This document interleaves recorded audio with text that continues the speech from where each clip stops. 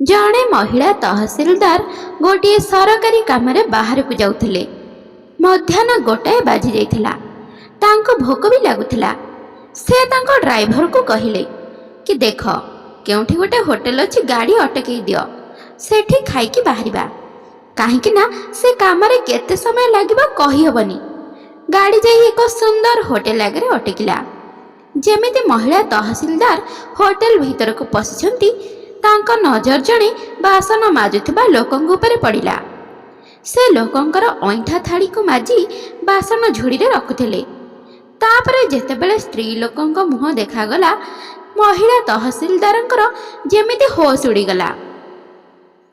ଆପଣମାନେ ଯଦି କାହାଣୀଟିକୁ ସମ୍ପୂର୍ଣ୍ଣ ଶୁଣିବେ, କାହାଣୀର ରହସ୍ୟ ବୁଝିପାରିବେ। ଆଉ ହଁ, ଆପଣମାନେ ଯଦି ମୋ ଚ୍ୟାନେଲରେ ନୂଆ ଅଛନ୍ତି, ମୋ ଚ୍ୟାନେଲଟିକୁ ସବସ୍କ୍ରାଇବ୍ କରିବାକୁ ଆଉ ଲାଇକ୍ କରିବାକୁ ବିଲକୁଲ ବି ଭୁଲିବେନି। ତାହେଲେ ଆଉ ଡେରି ନ କରି କାହାଣୀଟିକୁ ଆରମ୍ଭ କରିବା। ତାଙ୍କ ପାଦ ତଳୁ ଯେମିତି ମାଟି ଖସିଗଲା। ଦେଖିକି ଆଖିରୁ ଧାର ଧାର ହୋଇ ଲୁହ ବୋହିଗଲା। ଆଉ ସେ କାନ୍ଦି ପକେଇଲେ। ଏହାପରେ ସେଠାରେ ଏମିତି ଏକ ଘଟଣା ଘଟିଲା, ଶୁଣିକି ଆପଣ ବି କାନ୍ଦି ପକେଇବେ। ତେଣୁ ପୁରା ଭିଡ଼ିଓ ଦେଖନ୍ତୁ, ଜାଣିପାରିବେ। ଏ ଘଟଣା ଗୋଟିଏ ସାଧାରଣ ପରିବାରର। ସତ୍ୟ ସ୍ତ୍ରୀ ମନୀଷାଙ୍କୁ ନେଇ ସହରରେ ରହୁଥିଲେ। ମନୀଷା ଜଣେ ଉଚ୍ଚାକାଂକ୍ଷୀ ମହିଳା ଥିଲେ। ସେ ଜଣେ ଓଏଏସ୍ ହେବା ପାଇଁ ଆଶା ରଖିଥିଲେ। ବାରମ୍ବାର ତାଙ୍କ ମନକୁ ସେ କଥା ଆନ୍ଦୋଳିତ କରୁଥିଲା କି କେମିତି ସେ ଓଏଏସ୍ ପାଇଁ ପ୍ରସ୍ତୁତ କରିବେ। ହେଲେ ସ୍ୱାମୀ ଗୋଟିଏ ବେସରକାରୀ କମ୍ପାନୀରେ ଚାକିରି କରୁଥିଲେ, ଆଉ ତାଙ୍କ ଦରମା ବି କମ୍ ଥିଲା। ତେଣୁ ସେ ସ୍ୱାମୀଙ୍କୁ ଜୋର କରି କିଛି କହିପାରୁନଥିଲେ। ଅନ୍ୟପଟରେ ନିଜ ଆଶାକୁ ବି ସେ ଦୀର୍ଘ ଦିନ ଯାଏ ଛପାଇ ରଖିପାରୁନଥିଲେ। ଶେଷରେ ଗୋଟିଏ ଦିନ ସେ ସ୍ୱାମୀଙ୍କୁ କହିଲେ, ଦେଖ, ମୋର ଜୀବନର ଲକ୍ଷ୍ୟ ଥିଲା କି ଓଏଏସ୍ ଅଫିସର ହେବା। ଏନେଇ ମୋ ମନରେ ବାରମ୍ବାର ପ୍ରଶ୍ନ ଉଠୁଛି। ତେଣୁ ମୁଁ ଅଧିକ ପାଠ ପଢ଼ିବାକୁ ଚାହୁଁଛି। ତେଣୁ ତମେ କ'ଣ କହୁଛ କୁହ। ସତ୍ୟ ଏସବୁ ଶୁଣିବା ପରେ ଟିକେ ହସି ଦେଇ କହିଲେ କି ଏଇଟା ତ ଭଲ କଥା, ଏଥିରେ ଖରାପ କ'ଣ ଯେ ତମେ ମୋତେ ଏତେ ଦିନ ଯାଏ କହିପାରୁନଥିଲ। ଯଦି ତମେ ପଢ଼ିବା ପାଇଁ ଚାହୁଁଛ, ତାହେଲେ ପଢ଼ିବା ଆରମ୍ଭ କରିଦିଅ। ମୋତେ ଯେତିକି ଦରମା ମିଳୁଛି, ଘର ଖର୍ଚ୍ଚ ଯାଇ କିଛି ତ ବଳି ଯାଉଛି। ଆଉ ସେ ଟଙ୍କାରେ ତମେ ପାଠପଢ଼ା ଆରମ୍ଭ କରିଦିଅ। ମନୀଷା ଖୁସି ହୋଇଗଲେ। ଆଉ ଖୁସିରେ ସ୍ୱାମୀଙ୍କୁ କୁଣ୍ଢେଇ ପକାଇ ଧନ୍ୟବାଦ ଜଣାଇଲେ। ଆଉ ସେହି ଦିନଠାରୁ ହିଁ ପ୍ରସ୍ତୁତି ଆରମ୍ଭ କରିଦେଲେ। ଗୋଟିଏ ବର୍ଷ ପୁରା ଜୋରଦାର ପରିଶ୍ରମ କଲେ। ଦିନରାତି ଏକ କରିଦେଲେ। ଆଉ ଗୋଟିଏ ବର୍ଷ ପରେ ଓଡ଼ିଶା ସିଭିଲ ସର୍ଭିସ ପରୀକ୍ଷା ପାଇଁ ବିଜ୍ଞାପନ ବାହାରିଲା। ମନୀଷା ଫର୍ମ ପକାଇଲେ ଆଉ ନିର୍ଦ୍ଧାରିତ ତାରିଖରେ ପରୀକ୍ଷା ବି ଦେଲେ। 6 ମାସ ପରେ ପରୀକ୍ଷା ଫଳ ବାହାରିଲା। ସେଦିନ ଥିଲା ମଙ୍ଗଳବାର। ଯେମିତି ପରୀକ୍ଷା ଫଳ ଦେଖିଛନ୍ତି, ତାଙ୍କ ମୁଣ୍ଡ ଘୁରିଗଲା। ସେ ଗୋଟିଏ ଥରରେ ହିଁ ପରୀକ୍ଷାରେ ପାସ୍ କରିଯାଇଥିଲେ। ଆଉ 6 ମାସ ପରେ ତାଙ୍କୁ ଚାକିରି ମିଳିଗଲା। ସେ ଆଡ଼ିସନାଲ ତହସିଲଦାର ହୋଇ ନିକଟସ୍ଥ ତହସିଲ ଅଫିସରେ ଯୋଗ ଦେଲେ। ତାଙ୍କର ଖୁସି କହିଲେ ନ ସରେ। ମନୀଷା ଆଡ଼ିସନାଲ ତହସିଲଦାର ହୋଇଯିବା ଶୁଣି ସମସ୍ତେ ବି ଖୁସି ହୋଇ ତାଙ୍କୁ ଶୁଭେଚ୍ଛା ଜଣାଉଥିଲେ। ସମସ୍ତେ ଶୁଭେଚ୍ଛା ଜଣାଇବା ପାଇଁ ଘରକୁ ଆସି ଲାଇନ୍ ଲଗାଉଥିଲେ। ଘରକୁ ଆସିବା ପରେ ସତ୍ୟଙ୍କୁ ପଚାରୁଥିଲେ କି ମନୀଷା କେଉଁଠି ଅଛନ୍ତି। ଆଉ ରୁମ୍ରେ ଅଛନ୍ତି ବୋଲି ସତ୍ୟ କହିବା ପରେ ସମସ୍ତେ ସିଧା ଯାଇ ମନୀଷାଙ୍କୁ ଦେଖା କରୁଥିଲେ ଆଉ ଶୁଭେଚ୍ଛା ଜଣାଉଥିଲେ। ଏମିତି ଲୋକଙ୍କ ସଂଖ୍ୟା ବଢ଼ୁଥିଲା। ଧୀରେ ଧୀରେ କାହିଁକି କେଜାଣି ସତ୍ୟଙ୍କ ମନ ଖଟା ହେବାରେ ଲାଗିଲା। ତାଙ୍କ ମନକୁ ଆସିଲା କି ସମସ୍ତେ ଆସୁଛନ୍ତି, ମୋତେ ପଚାରୁଛନ୍ତି ମନୀଷା କେଉଁଠି ବୋଲି, ଆଉ ସିଧା ଯାଇ ତାଙ୍କ ସହିତ କଥା ହେଉଛନ୍ତି। କାହିଁ ମୋ ସହିତ କିଏ ବି ପଦେ କଥା ହେଉନାହାନ୍ତି। ମୋର କ'ଣ କିଛି ମହତ୍ଵ ନାହିଁ?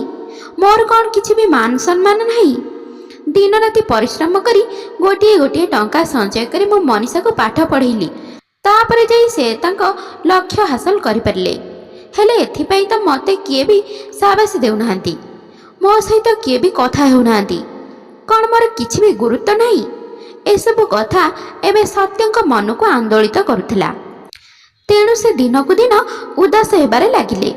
ଆଉ ଟିକେ ଟିକେ କଥାରେ ଚିଡ଼ଚିଡ଼ ହେଉଥିଲେ। ଧୀରେ ଧୀରେ ଉଭୟଙ୍କ ମଧ୍ୟରେ କଳି ଝଗଡ଼ା ଆରମ୍ଭ ହୋଇଯାଇଥିଲା। କାରଣ ସତ୍ୟ କଥା କଥାରେ ଚିଡ଼ି ଯାଉଥିଲେ ଆଉ ଇଆଡ଼ୁ ସିଆଡ଼ୁ କହିବା ପରେ ଝଗଡ଼ା ଆରମ୍ଭ ହେଉଥିଲା। ସତ୍ୟଙ୍କ ମନ ଭିତରେ ଏତେ ଅସନ୍ତୁଷ୍ଟ ବଢ଼ିଯାଇଥିଲା ଯେ ସେ ନିଜକୁ ନିଚା କରି ଦେଖୁଥିଲେ। ଆଉ ଶେଷରେ ଗୋଟିଏ ଦିନ ନିଷ୍ପତ୍ତି ନେଲେ କି ମନୀଷାଙ୍କୁ ଛାଡ଼ପତ୍ର ଦେବେ। ହେଲେ ସ୍ୱାମୀଙ୍କ ମନରେ ଏମିତି ଅସନ୍ତୁଷ୍ଟ ବଢ଼ି ଚାଲିଥିବା କଥାକୁ ମନୀଷା ଠିକ୍ରେ ଜାଣିପାରିନଥିଲେ। ଶେଷରେ ଛାଡ଼ପତ୍ର କଥା କହିବା ପରେ ମନୀଷାଙ୍କ ଉପରେ ଯେମିତି ବଜ୍ରାଘାତ ହେବା ପରି ଲାଗିଲା। ସେ ପୁରା ଡିପ୍ରେସନ୍ ହୋଇଗଲେ। ଆଉ ହାତ ଯୋଡ଼ି ସେମିତି ନ କରିବା ପାଇଁ ସତ୍ୟଙ୍କୁ ନେହୁରା ହେଲେ। କାରଣ ମନୀଷା ଏବେ ବି ସତ୍ୟଙ୍କୁ ଖୁବ୍ ଭଲ ପାଉଥିଲେ ଆଉ ସେ ତାଙ୍କୁ ଛାଡ଼ିବାକୁ ଚାହୁଁନଥିଲେ। ତେଣୁ ସେ ସତ୍ୟଙ୍କୁ ବହୁତ ବୁଝେଇବାକୁ ଚେଷ୍ଟା କଲେ। କହିଲେ କି ତମେ କେତେ କଷ୍ଟ କରି ମୋତେ ପଢ଼େଇଲ, ଆଉ ଏବେ ମୁଁ ଆଡ଼ିସନାଲ୍ ତହସିଲଦାର ହୋଇଗଲି। ଆମେ କେତେ ଖୁସିରେ ଅଛେ।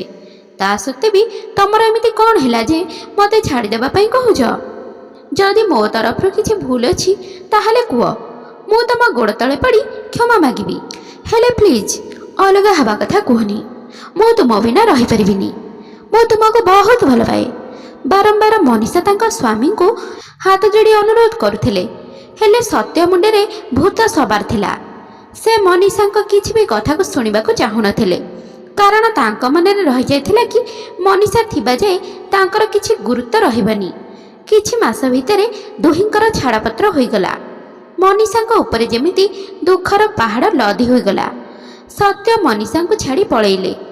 ସେ କମ୍ପାନୀ ବି ଛାଡ଼ିଦେଲେ। ଅନ୍ୟ ଏକ ସହରକୁ ଯାଇ ଅନ୍ୟ ଏକ କମ୍ପାନୀରେ ଚାକିରି କରିବାରେ ଲାଗିଲେ। କିଛି ମାସ ବିତିଗଲା। ମନୀଷା ନିଜକୁ ସମ୍ଭାଳିବାରେ ଲାଗିଲେ। ଭାବିଲେ କି ସତ୍ୟ ମୋତେ ଛାଡ଼ିଦେଲେ, ହେଲେ ଏବେ ମୋ ପାଖରେ ଚାକିରି ଅଛି ଯାହାକି ମୋ ସ୍ୱାମୀଙ୍କ ପାଇଁ ମୁଁ ପାଇପାରିଛି। ତେଣୁ ଚାକିରିକୁ ମୁଁ ସର୍ବସ୍ୱ ଦେଇଦେବି। ସଚ୍ଚୋଟତାର ସହିତ ମୁଁ ଚାକିରି କରିବି। ମୋ ଚାକିରି ପ୍ରତି କେବେ ବି ଆଞ୍ଚ ଆସିବାକୁ ଦେବିନି। ସେହିଦିନଠୁ ମନୀଷା ନିଜ ଡ୍ୟୁଟିକୁ ସଚ୍ଚୋଟତାର ସହିତ କରୁଥିଲେ। 2 ବର୍ଷ ବିତିଗଲା। ଆଉ ଗୋଟିଏ ଦିନ ତାଙ୍କର ଟ୍ରାନ୍ସଫର ସହିତ ପ୍ରମୋସନ୍ ଅର୍ଡ଼ର ଆସି ପହଞ୍ଚିଗଲା। ଆଉ ସଂଯୋଗବଶତଃ ସେହି ସହରକୁ ଟ୍ରାନ୍ସଫର ହୋଇଗଲା ଯେଉଁ ସହରରେ ସତ୍ୟ ରହୁଥିଲେ। ହେଲେ ସେହି ସହରରେ ସତ୍ୟ ରହୁଥିବା କଥା ମନୀଷା ଜାଣିନଥିଲେ। ସେ ଯାଇ ତହସିଲ ଅଫିସରେ ଜଏନ୍ କରିଗଲେ। ଏବେ ସେ ତହସିଲଦାର ହୋଇଯାଇଥିଲେ। ଗୋଟିଏ ଦିନ ତାଙ୍କର ଗୋଟିଏ ଜାଗାରେ କାମ ପଡ଼ିଥିଲା। ଆଉ ସେହିଦିନ ହିଁ ସେ ସରକାରୀ ଗାଡ଼ିରେ କାମ କରିବା ପାଇଁ ଯାଉଥିଲେ। ଆଉ ରାସ୍ତା ଅଧରେ ଭୋକ ହେବାରୁ ଗୋଟିଏ ହୋଟେଲରେ ଗାଡ଼ି ଅଟକାଇ ଖାଇବା ପାଇଁ ଗଲେ। ଯେମିତି ଭିତରକୁ ଯାଇଛନ୍ତି ସେ ସତ୍ୟଙ୍କୁ ଦେଖି ଚମକି ପଡ଼ିଲେ। ସତ୍ୟ ସେହି ହୋଟେଲରେ ବାସନ ମାଜୁଥିଲେ। ଲୋକଙ୍କ ଅଇଁଠା ପ୍ଲେଟ୍ ମାଜି ସଫା କରିବା ସହିତ ଝୁଡ଼ିରେ ରଖୁଥିଲେ। ଏସବୁ ଦେଖିକି ମନୀଷାଙ୍କର ଯେମିତି ହୋସ୍ ଉଡ଼ିଗଲା। ପାଦ ତଳୁ ଯେମିତି ମାଟି ଖସିଗଲା। ଆଖିରୁ ଧାର ଧାର ହୋଇ ଲୁହ ବୋହିବାରେ ଲାଗିଲା। କାରଣ ଏବେ ବି ସେ ସତ୍ୟଙ୍କୁ ଭଲ ପାଉଥିଲେ। ଯେତେବେଳେ ସତ୍ୟ ମନୀଷାକୁ ଦେଖୁଛନ୍ତି ସେ ବି ଚମକି ପଡ଼ିଲେ। ଆଉ ଲାଜରେ ତାଙ୍କ ମୁହଁ ତଳକୁ ହୋଇଗଲା। ସେ ସେଠାରେ ସେମିତି ହିଁ ମୁହଁ ତଳକୁ କରି ବସି ରହିଲେ। ତାଙ୍କର ଛିଡ଼ା ହେବା ପାଇଁ ସାହସ ହେଉନଥିଲା। ସେଠୁ ମନୀଷା ଲୁହ ପୋଛିଲେ ଆଉ ସତ୍ୟଙ୍କ ପାଖକୁ ଗଲେ। ତାଙ୍କ ପାଖକୁ ଯାଇ ତାଙ୍କ ସହିତ ତଳେ ବସି ପଡ଼ିଲେ। ଆଉ କାନ୍ଦି କାନ୍ଦି କହିଲେ କି ତମର ଏପରି ଅବସ୍ଥା କେମିତି ହେଲା? ତମେ କାହିଁକି ଏ ହୋଟେଲରେ ବାସନ ମାଜୁଛ? ତମେ ତ କମ୍ପାନୀରେ ଚାକିରି କରିଥିଲ। ଯେତିକି ଦରମା ପାଉଥିଲ ଜଣେ ଲୋକର ଖର୍ଚ୍ଚ ଯାଇ ବହୁତ ଟଙ୍କା ବଳିବା କଥା। ତେଣୁ ଏମିତି କ'ଣ ହେଲା ଯେ ତମେ ଏଠାରେ ବାସନ ମାଜୁଛ? ତମେ ଆଉ କାହାକୁ ବାହା ହେଇଛ କି? ଘରେ କିଛି ଖରାପ ପରିସ୍ଥିତି ଅଛି କି? ସତ୍ୟ ସେମିତି ମୁହଁ ତଳକୁ କରି ରହିଲେ। ମୁଁ ଆଉ ଥରେ ବାହା ହେଇନି। ତାହେଲେ ଏମିତି କ'ଣ ପରିସ୍ଥିତି ହେଲା ଯେ ତୁମକୁ ଏମିତି କାମ କରିବାକୁ ପଡ଼ିଲା? ମୀନାକ୍ଷୀ ପଚାରିବାରୁ ସତ୍ୟ କାନ୍ଦି ପକାଇଲେ। ଧୀରେ ଧୀରେ କହିଲେ କି ଯେଉଁ ପ୍ରଥମ କମ୍ପାନୀରେ ମୁଁ କାମ କରୁଥିଲି, କମ୍ପାନୀ ସହିତ ସହର ଛାଡ଼ି ଦେଇଥିଲି। କାହିଁକିନା ସେ ସହରରେ ଥିବା ତମ ସ୍ମୃତି ମୋତେ ଅଥୟ କରିଦେଇଥିଲା। ତମ ସହିତ ସେ ସହରରେ ମୁଁ କେତେ କେତେ ସ୍ମରଣୀୟ ମୁହୂର୍ତ୍ତ କଟେଇଥିଲି। ତେଣୁ ଯୁଆଡ଼େ ଯାଉଥିଲି ତମ କଥା ମନେ ପଡ଼ିଯାଉଥିଲା। ଆଉ ରହିପାରିଲିନି। ତେଣୁ ସବୁ ଛାଡ଼ିକି ଏ ସହରକୁ ପଳେଇ ଆସିଲି। ଆଉ ଏଠାରେ ଗୋଟିଏ କମ୍ପାନୀରେ ଚାକିରି କରିବାକୁ ଲାଗିଲି। କିଛି ଦିନ ପରେ ମୋର ଗୋଟିଏ ଦୁର୍ଘଟଣା ହେଲା। ଆଉ ସେଥିରେ ପାଦରେ ଗଭୀର ଭାବରେ ଆଘାତ ଲାଗିଲା। ମୁଁ ମାସକ ପାଇଁ ଛୁଟି ନେଇ ଘରେ ଆରାମ କଲି। ଯେତେବେଳେ ମାସକ ପରେ ପୁଣି ଚାକିରି କରିବାକୁ ଗଲି ମୋତେ ଆଉ ପୁରାଇ ଦିଆଗଲା ନାହିଁ। କୁହାଗଲା କି ତମର ଆଉ ଚାକିରି ନାହିଁ। ମୁଁ ପୁରା ଚିନ୍ତାରେ ପଡ଼ିଗଲି। ଘରକୁ ଫେରି ଆସିଲି। ମୋର ଚିନ୍ତା ବଢ଼ିଗଲା। ଦୁଶ୍ଚିନ୍ତା ବଢ଼ିଗଲା। ଅନ୍ୟ କମ୍ପାନୀକୁ ବି ଚାକିରି ପାଇଁ ଗଲି। ହେଲେ ସେମାନେ ପଚାରିଲେ କି ପୂର୍ବ କମ୍ପାନୀ କାହିଁକି ଛାଡ଼ିଲ? ମୁଁ ସତ କହିଲେ ବି ସେମାନେ ବିଶ୍ୱାସ କଲେନି, କାରଣ ମୁଁ କାମ ଜାଣି ନାହିଁ ଓ ଠିକ୍ରେ କାମ କରୁନି ବୋଲି କହି ପୂର୍ବରୁ କମ୍ପାନୀ ମୋତେ ଧୋକା ଦେଇଥିଲା ଆଉ ଚାକିରି ନେଇଯାଇଥିଲା। ତେଣୁ ମୁଁ ଯେତେ କମ୍ପାନୀକୁ ଚାକିରି ପାଇଁ ଗଲେ ବି ସେମାନେ ପୂର୍ବ କମ୍ପାନୀକୁ ଫୋନ୍ କରି ବୁଝୁଥିଲେ ଆଉ ପୂର୍ବ କମ୍ପାନୀ ସେମାନଙ୍କୁ ମିଛ କହି ଆସୁଥିଲା। ତେଣୁ ମୋତେ କୌଣସି କମ୍ପାନୀରେ ଚାକିରି ମିଳିଲାନି। ଏହା ଭିତରେ ମୋ ସଞ୍ଚୟ ଟଙ୍କା ବି ସରି ସରି ଆସୁଥିଲା। ଏମିତି ଦିନ ଆସିଲା କି ମୋ ପାଖରେ ଆଉ ଟଙ୍କାଟିଏ ନଥିଲା ଆଉ ଭୋକରେ ପେଟ ଅସମ୍ଭାଳ ହେଉଥିଲା। ସେହି ମୁହୂର୍ତ୍ତରେ ମନରେ ଭାବନା ଆସିଲା କି ବଞ୍ଚିବା ପାଇଁ ତ ଖାଦ୍ୟ ନିହାତି ଦରକାର। ମୁଁ ତୁରନ୍ତ ଏହି ହୋଟେଲକୁ ଆସିଲି। ମ୍ୟାନେଜରଙ୍କୁ ଦେଖା କରି କାମ ମାଗିଲି, ହେଲେ ଏଠାରେ ଆଉ କିଛି କାମ ବି ନଥିଲା। ସବୁ କାମ ପାଇଁ ପିଲା ଥିଲେ, ହେଲେ ଗୋଟିଏ କାମ ଥିଲା। ହେଲେ ମ୍ୟାନେଜର କହିଲେ କି ତମେ ସେ କାମ କରିପାରିବନି। ମୁଁ ତୁରନ୍ତ କହିଲି କି ହଁ କରିପାରିବି, କାମ କ'ଣ କୁହନ୍ତୁ ତ। ସେ କହିଲେ କି ବାସନ ମାଜିବା ପାଇଁ ପିଲା ଦରକାର। ମୁଁ ହଁ କଲି। ସେ ମୋତେ ସେହିଦିନଠାରୁ କାମ କରିବା ପାଇଁ କହିଲେ ଆଉ ମୁଁ କାମ ଆରମ୍ଭ କରିଦେଲି, କାରଣ ଭାବିଲି କି ମୋତେ ତ କେଉଁ କମ୍ପାନୀରେ ଚାକିରି ଦେବା ପାଇଁ ରାଜି ହେଉନାହାନ୍ତି ଆଉ ମୋ ପାଖରେ ବି ଟଙ୍କାଟିଏ ବି ନାହିଁ। ତେଣୁ ଏମିତି ସ୍ଥିତିରେ ଆଉ କେତେ ଦିନ ଉପାସରେ ରହିବି। ତେଣୁ ଏବେ ପାଇଁ ମୁଁ ବାସନ ମାଜିବି, ଆଉ କିଛି ଦିନ ଭିତରେ ଆଉ କ'ଣ ବ୍ୟବସ୍ଥା କରି ଏ କାମ ଛାଡ଼ିଦେବି। ତେଣୁ ମାସେ ହେଲା ଏ ହୋଟେଲରେ ବାସନ ମାଜିବା କାମ କରୁଛି। ଏତିକି କହି ସତ୍ୟ ଜୋର ଜୋରରେ କାନ୍ଦିବାରେ ଲାଗିଲେ। ମୀନାକ୍ଷୀ କହିଲେ କି ବ୍ୟସ୍ତ ହୁଅନି କି କାନ୍ଦନି, ତମକୁ କେତେ ବୁଝେଇଥିଲି କି ମୋତେ ଛାଡ଼ନି ବୋଲି, ହେଲେ ତମେ ମୋତେ ମୋର ଗୋଟିଏ ବି କଥା ଶୁଣିଲନି। ମୋତେ ଛାଡ଼ପତ୍ର ଦେଇଦେଲ। ଏବେ ମୁଁ ତହସିଲଦାର ହୋଇକି ବି ତୁମକୁ ଭୁଲିନି, ଆଜି ବି ତୁମକୁ ସେତିକି ଭଲ ପାଉଛି। ତମେ ମୋତେ ଛାଡ଼ିକି ଯିବା ପରେ କେତେ ମାସ ଯାଏ ତ ମୋର କିଛି ବି ହୋସ୍ ନଥିଲା। ମୁଁ କେତେବେଳେ କ'ଣ କରୁଥିଲି, କେତେବେଳେ ଖାଉଥିଲି, କେତେବେଳେ ଶୋଉଥିଲି, କେତେବେଳେ ଅଫିସ ଯାଉଥିଲି ଆଉ ଅଫିସରେ କ'ଣ କରୁଥିଲି କିଛି ବି ଜଣା ନଥିଲା। ହେଲେ ଧୀରେ ଧୀରେ ନିଜକୁ ସମ୍ଭାଳିଲି। ତମର ସେହି ଗୋଟିଏ କଥା ମୋ ମନ ଭିତରେ ପ୍ରାଣ ସଞ୍ଚାର କରୁଥିଲା। ମନେ ଅଛି ଦିନେ ତମେ କହିଥିଲ କି ମୀନାକ୍ଷୀ, ପରିସ୍ଥିତି ଯାହା ହୋଇଥାଉ ନା କାହିଁକି ଆମକୁ ସବୁବେଳେ ଦୃଢ଼ ରହିବା ଆବଶ୍ୟକ, ନହେଲେ ଦୁନିଆ ଆମକୁ ହରାଇ ଦେବ। ଆଉ ମୁଁ ତମ ସହିତ ସବୁବେଳେ ଅଛି। ତମେ ସିନା କହିଥିଲ, ହେଲେ ଛାଡ଼ିକି ପଳେଇଲ। ମୋ ପାଖକୁ ଫେରି ଆସିବା ତ ଦୂରର କଥା, ଥରୁଟିଏ ବି ମୋ ସହିତ ସମ୍ପର୍କ କରିବାକୁ ଚେଷ୍ଟା କଲନି। କିନ୍ତୁ ମୁଁ ତୁମକୁ ସବୁବେଳେ ମୋ ପାଖରେ ଥିବା ଅନୁଭବ କରିଆସିଛି। ଯେବେ ବି ମୋତେ ତଳକୁ ପଡ଼ିଯିବାର ଭୟ ଆସିଛି, ମୁଁ ତମର ସେହି ଦୁଇ ପଦକୁ ମନେ ପକାଇଛି। ଆଉ ଯେମିତି ତମର ସେହି ଦୁଇ ପଦ ମୋତେ ସତ ସିଂହର ବଳ ଯୋଗାଇଛି। ମୁଁ ନିଜକୁ ଶକ୍ତିହୀନ ନୁହେଁ, ବରଂ ଶକ୍ତିଶାଳୀ ଭାବରେ ଅନୁଭବ କରିଛି। ଛାଡ଼, ଯାହା ହେବାର କଥା ହେଇସାରିଲାଣି। ହେଲେ ମୋତେ ଗୋଟିଏ କଥା କୁହ, ତମେ ମୋତେ କାହିଁକି ଛାଡ଼ିଦେଲ? କ'ଣ ଭୁଲ ଥିଲା ମୋର ଯେ ମୋତେ ଏତେ ବଡ଼ ଦଣ୍ଡ ଦେଲ? ସତ୍ୟ ଟିକେ ଚୁପ୍ ହୋଇଗଲେ। ଭାବିଲେ କେମିତି କହିବି। ଟିକେ ସମୟ ପରେ କହିଲେ କି ଯେତେବେଳେ ତମେ ଓଏସ୍ ହୋଇଗଲ, ତୁମକୁ ଶୁଭେଚ୍ଛା ଜଣାଇବା ପାଇଁ ଲୋକଙ୍କର ଲାଇନ୍ ଲାଗୁଥିଲା। ସମସ୍ତେ ତୁମକୁ ମାନ ସମ୍ମାନ ଦେଉଥିଲେ, ତମ ସହିତ ହସ ଖୁସିରେ କଥା ହେଉଥିଲେ, ହେଲେ ମୋ ସହିତ କେହି ବି କଥା ହେଉନଥିଲେ। ମୋତେ ଲାଗିଲା କି ମୋର ଯେମିତି ଗୁରୁତ୍ୱ ନାହିଁ। ଧୀରେ ଧୀରେ ମୋର ମାନସିକତା ବଦଳିବାକୁ ଲାଗିଲା। ମୋ ମନ ଭିତରେ ଡିପ୍ରେସନ୍ ବସା ବାନ୍ଧି ସାରିଥିଲା। ଏସବୁ ଦେଖି ମୋତେ ଲାଜ ଲାଗୁଥିଲା। ଏତିକି ଶୁଣି ମନୀଷା କହିଲେ, ତମେ ବହୁତ ବଡ଼ ଭୁଲ କରିଦେଲ। ଯଦି ତୁମକୁ ଲାଗିଲା କି ଏଥିରେ ତମର ଇଜ୍ଜତ କମିଯାଉଥିଲା ବୋଲି, ତାହେଲେ ମୋ ସହିତ ଥରୁଟିଏ ତ କଥା ହେଇପାରିଥାନ୍ତ। ତମ ପାଇଁ ମୁଁ ଏ ଚାକିରିକୁ ବି ଛାଡ଼ି ଦେଇଥାନ୍ତି, କିନ୍ତୁ ମୁଁ ତୁମଠୁ କେବେ ବି ଅଲଗା ହୋଇନଥାନ୍ତି। ଆଜି ବି ମୁଁ ତୁମକୁ ସେତିକି ଭଲ ପାଉଛି। ଏବେ ତମେ ଏଠାରୁ ଚାଲ, ଆଉ ଯଦି ତମେ ଏବେ ମୋତେ ଟିକେ ବି ଭଲ ପାଉଛ, ତାହେଲେ ଆମେ ଏକାଠି ରହିବା। ଶୁଣିକି ସତ୍ୟ କାନ୍ଦି ପକେଇଲେ। ଏବେ ଅନୁଭବ କରିପାରୁଥିଲେ କି ସେ କେତେ ବଡ଼ ଭୁଲ କରିଛନ୍ତି ବୋଲି। ସତ୍ୟ କହିବାକୁ ଲାଗିଲେ, ହେଲେ ତମେ ଏବେ ମୋ ସହିତ କେମିତି ରହିପାରିବ?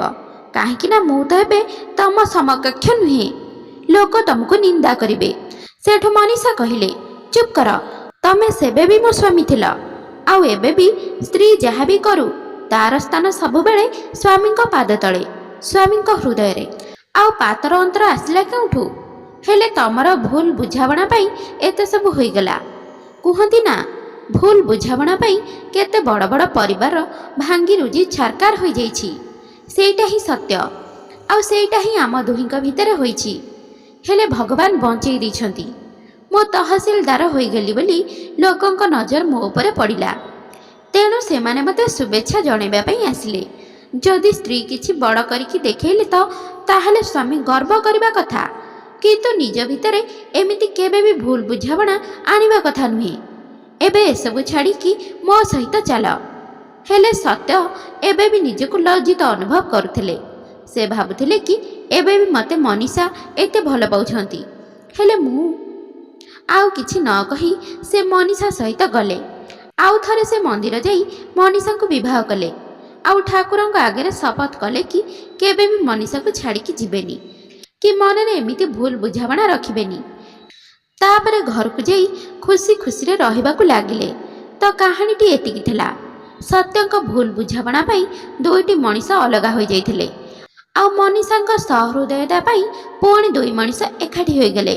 ତ ଶ୍ରୋତାବନ୍ଧୁମାନେ, ମନୀଷା କ'ଣ ସତ୍ୟଙ୍କୁ ଆପଣେଇବା ପାଇଁ ଠିକ୍ କଲେ ନା ଭୁଲ? କମେଣ୍ଟ କରି କୁହନ୍ତୁ। ଆଶା କରୁଛି ଆଜିର ଏହି କାହାଣୀଟି ଆପଣମାନଙ୍କୁ ନିଶ୍ଚିନ୍ତ ପସନ୍ଦ ଆସିଥିବ। ଆଉ ପସନ୍ଦ ଆସିଥିଲେ ଭିଡ଼ିଓଟିକୁ ଲାଇକ୍, ସେୟାର ଆଉ ଚ୍ୟାନେଲକୁ ସବସ୍କ୍ରାଇବ୍ କରିବାକୁ ବିଲକୁଲ ବି ଭୁଲନ୍ତୁ ନାହିଁ। ତେବେ ଆଜି ପାଇଁ ରହୁଛି, ବାଏ। ପୁଣି ଦେଖା ହେବ ଆଉ ଏକ ସୁନ୍ଦର କାହାଣୀ ସହିତ ଆଉ ଏକ ନୂଆ ଭିଡ଼ିଓରେ। ଧନ୍ୟବାଦ।